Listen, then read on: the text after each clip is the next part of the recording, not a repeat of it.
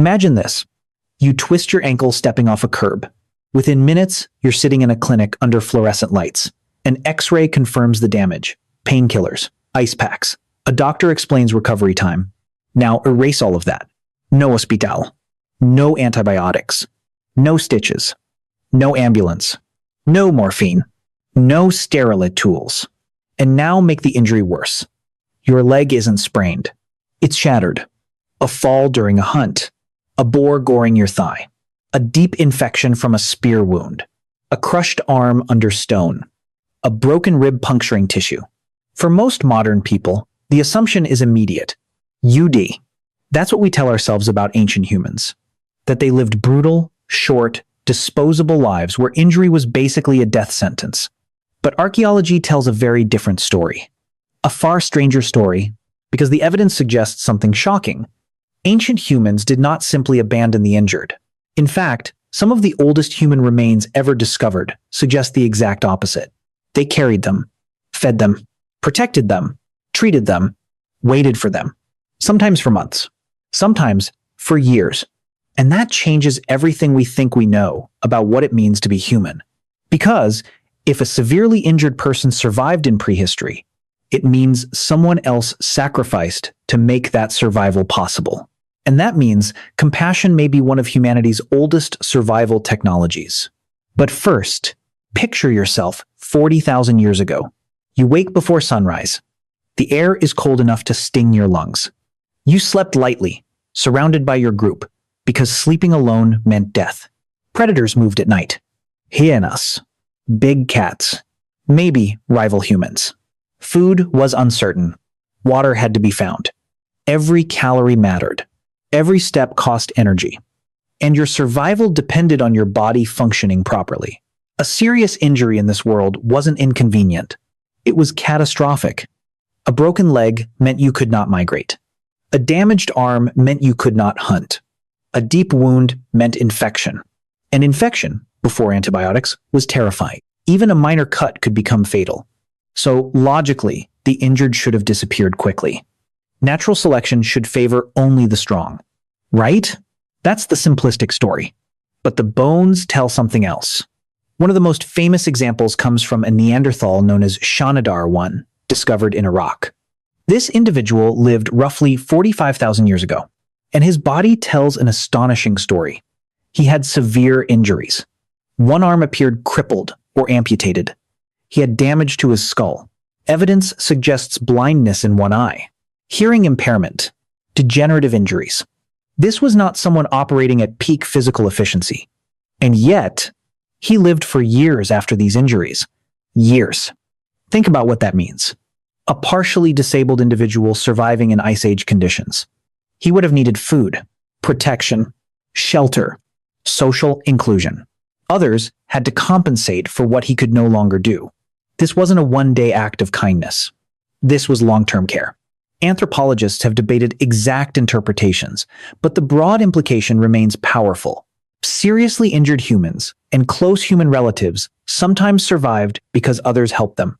And Shanidar wasn't unique. Another extraordinary case comes from prehistoric Europe. A hunter-gatherer skeleton shows evidence of severe trauma that healed. He should not have survived the initial injury without time, protection, and assistance. Again and again, archaeology reveals something unexpected. Injury did not always mean abandonment, which raises a bigger question. How exactly did ancient humans treat injuries? The answer is part ingenuity, part desperation, and part forgotten medical intelligence. Take broken bones. Modern orthopedic treatment feels advanced. Splints, immobilization, alignment. But ancient humans understood the basic principle long before formal medicine. Archaeological remains show healed fractures that aligned surprisingly well. That suggests immobilization, support structures, restricted movement, primitive splinting using wood, bark, plant fiber, or leather. Not because they understood modern anatomy, but because observation teaches quickly. Move broken limbs, pain worsens.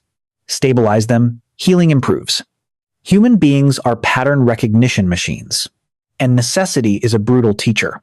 Then there was wound care. This is where things get fascinating, because ancient medicine was not random superstition. Some remedies may actually have worked. Certain plants have antimicrobial properties. Resins can create protective barriers. Honey used far later in organized medicine has antibacterial effects. Smoke exposure alters microbial environments. Clay and mineral applications may have reduced contamination in some cases. Did ancient humans understand bacteria? Of course not, but they understood outcomes. This plant helped. That paste reduced swelling. That treatment killed fewer people. Knowledge survived because groups remembered what worked. Passed orally. Generation to generation. Trial by suffering. Trial by death. Trial by survival. And then there was pain.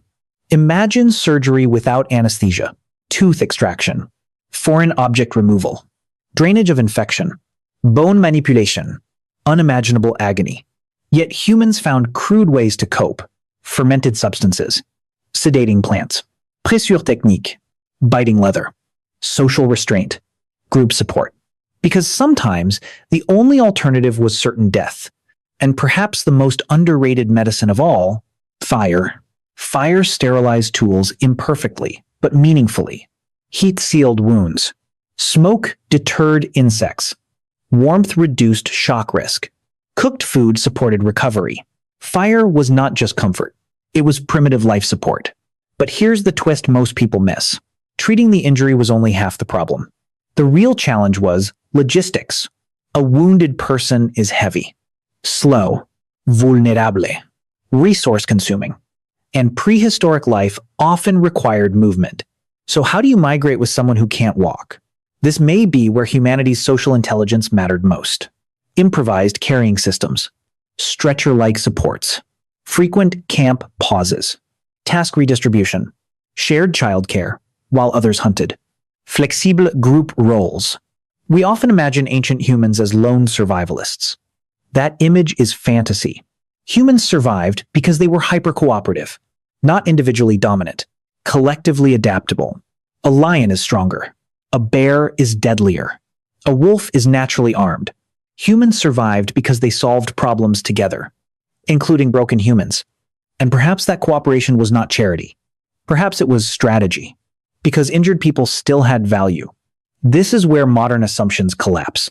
A wounded hunter might still provide knowledge, tracking expertise, tool-making skill, story memory, environmental intelligence, social leadership, elder survival knowledge, fire maintenance, child supervision, group conflict mediation. Human usefulness was never just muscle. Ancient societies likely understood this far better than we assume. A slower body did not mean a useless mind. And then there's something even deeper: psychology. Imagine you are injured, badly. You cannot move without screaming pain. You hear the group preparing to leave. This is the moment modern cynicism expects abandonment. Instead, someone lifts you. Someone brings water. Someone stays awake. Someone gives you part of their food. Why? Because empathy may not be cultural decoration. It may be evolutionary infrastructure. Compassion helps groups survive. Trust improves cooperation. Care increases reciprocal loyalty. Protected children become future adults. Injured adults recover and contribute later. Emotional bonding reduces fragmentation. In other words, kindness was not weakness. Kindness was adaptive. This idea is supported by broader anthropological thinking. Human infants are helpless for unusually long periods. That alone requires intense caregiving systems. Species built around raising fragile young are already wired for cooperative care. Extending that care to injured adults may have been a natural expansion. And there's one case that hits especially hard. A prehistoric individual born with serious physical limitations survived well beyond infancy. That means care wasn't just emergency triage. It was ongoing support. Someone fed them repeatedly, protected them repeatedly, chose them repeatedly. That is profoundly human, because survival wasn't always about who ran fastest. Sometimes it was about who refused to leave someone behind. Of course, not everyone survived. Many injuries were fatal. Infections killed countless people. Internal trauma was devastating. Childbirth was dangerous. Predators exploited weakness. Ancient life was brutally unforgiving. We should not romanticize it. But neither should we misunderstand it. The myth of prehistoric humans as emotionally primitive, disposable creatures is deeply wrong. They were sophisticated social strategists operating under impossible conditions. And in some ways, they may have understood something modern society forgets. Today, we have astonishing medical technology, MRI machines, emergency surgery, trauma centers, antibiotics, pain management, rehabilitation, science. And yet many people experience something ancient humans may have found strange, being surrounded by people and still feeling alone. Because survival isn't only biological, it's social, psychological, relational. The deeper revelation in ancient injury care isn't primitive medicine. It's human nature. That somewhere in freezing darkness, beside firelight and fear, long before civilization, someone chose burden over efficiency, care over convenience, loyalty over optimization. And maybe that is one of humanity's greatest inventions. So the next time you sit in a waiting room, frustrated by the delay, remember this. 45,000 years ago, the miracle wasn't medicine. The miracle was that someone carried you long enough to have a chance at all.